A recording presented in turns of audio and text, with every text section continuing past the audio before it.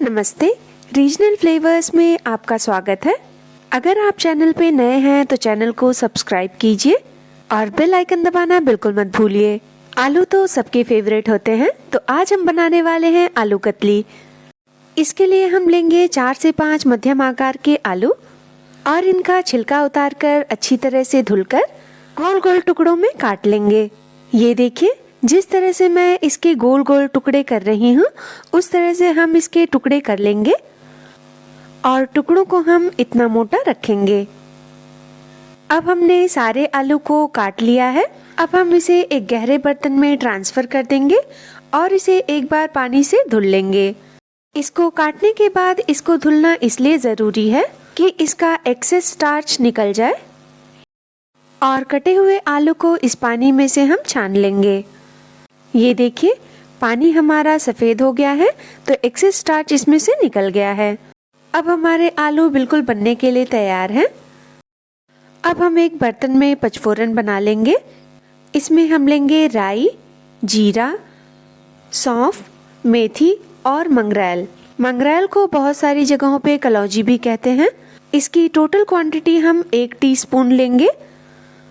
अब हम एक कढ़ाई में लेंगे 2 टेबलस्पून सरसों का तेल और तेल को गर्म होने देंगे और तेल के गर्म होने के बाद उसमें डालेंगे 1/4 टेबलस्पून हींग और उसके बाद इसमें पचफोरन डाल देंगे और इसको क्रैकल होने देंगे। जब हमारा पचफोरन क्रैकल हो जाए तब हम इसमें कटे हुए आलू डाल देंगे। आलू डालने के बाद हम इसमें डाल देंगे 1/4 टेबलस्पून हल्दी और स्वादानुसार नमक। नमक डालने के बाद हम इसे आलू के साथ अच्छी तरह से मिला लेंगे और इसे मीडियम फ्लेम पर बीच बीच में चलाते हुए पकाएंगे। आलू को हम शुरुआत में बिना ढके पकाएंगे ताकि ये क्रिस्पी बने। अगर हम इसे शुरुआत में ही ढक देंगे तो ये बिल्कुल गल जाएगा और जैसी क्रिस्पी कतलियां हम बनाना चाहते हैं वैसी बनेंगी नहीं। 2 से 3 मिनट मीडियम फ्लेम पर पकाने के बाद हम इसमें डाल देंगे 1/4 टेबलस्पून कुटी हुई लाल मिर्च, 1/4 टेबलस्पून कश्मीरी लाल मिर्च, 1/4 टेबलस्पून गरम मसाला और 1/4 टेबलस्पून धनिया पाउडर। इन सारे मसालों को हम आलू के साथ अच्छी तरह से मिला लेंगे और फिर इसे हम 2 से 3 मिनट तक भुनेंगे। हमें आलू को बीच बीच में चलाते रहना है ताकि हमारे मसाले जले नहीं। हमारे आलू मसालों से अच्छी तरह से कोट हो चुके हैं और थोड़े भुन भी चुके हैं। इस स्टेज पर हम इसे ढककर पकाएंगे ताकि हमारे आलू अच्छी तरह से पक जाएं। अब आलू को ढककर भुनते हुए 2 मिनट हो चुके हैं। अब इसे खोलकर देखेंगे ये पक चुके हैं या नहीं। इसे एक बार हम चला लेंगे ताकि ये नीचे से जले नहीं।